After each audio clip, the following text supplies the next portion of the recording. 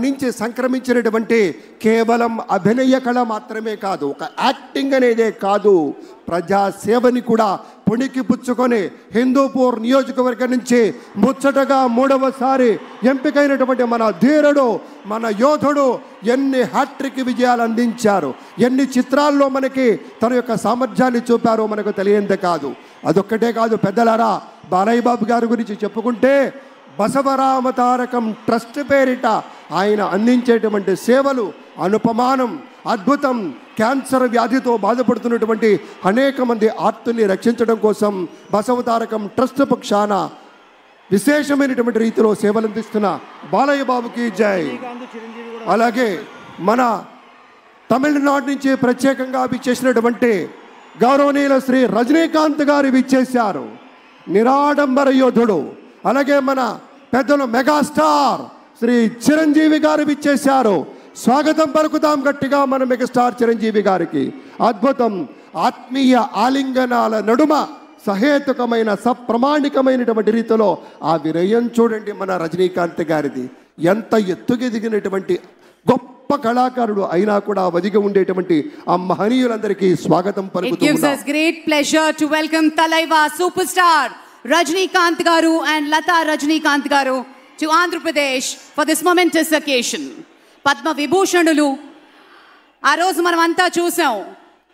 పుత్రోత్సాహం తండ్రికి ఏ విధంగా ఉంటుందో మనకి తెలియదు, కానీ సోదర ఉత్సాహం ఆ సాష్టాంగ నమస్కారంలో మనం అంతా వీక్షించాం.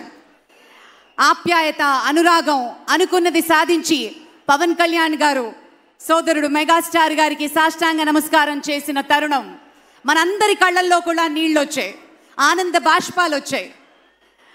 ఒక విజయాన్ని సొంతం చేసుకుని తిరిగి ఇంటికి వెళ్ళి తల్లి గారికి, వదిన గారికి, అన్నగారికి చేసిన సాష్టాంగ నమస్కారాన్ని ఈరోజు సభాముఖంగా గుర్తు చేసుకోవడం అవసరం అనిపించింది.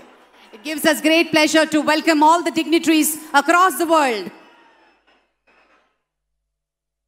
ఇప్పుడు ఒక సాంస్కృతిక అంశంలోకి వెళ్లే ముందు ఒక ఆడియో విజువల్ ప్రెజెంటేషన్ ప్లే చేయవలసిందిగా టెక్నికల్ టీమ్ ని రిక్వెస్ట్ చేస్తున్నాం. ఏవి ప్లీజ్. ప్రజల నుదిటి రాతను మార్చిన నాయకత్వం శ్రీ నారా చంద్రబాబు నాయుడు.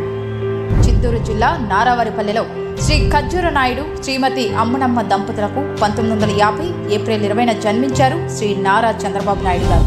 విద్యార్థి దశలోనే నాయకుడిగా తన ప్రస్థానాన్ని ప్రారంభించిన చంద్రబాబు గారు 28 ఏళ్ల పిన్న వయసులోని చంద్రగిరి శాసనసభ నియోజకవర్గం నుండి ఎమ్మెల్యేగా గెలుపొంది రాష్ట్ర శాసనసభలో అడుగుపెట్టారు. 30 ఏళ్ల వయసులోనే ఆంధ్రప్రదేశ్ రాష్ట్ర చలనచిత్ర పరిశ్రమ, పురావస్తు శాఖల మంత్రిగా బాధ్యతలు చేపట్టారు. 1995 సెప్టెంబర్ 1న ఉమ్మడి ఆంధ్రప్రదేశ్ ముఖ్యమంత్రిగా ఆయన ప్రమాణ స్వీకారం చేసే నాటికి శ్రీ నారా చంద్రబాబు నాయుడు గారి వయసు 45 ఏళ్లు.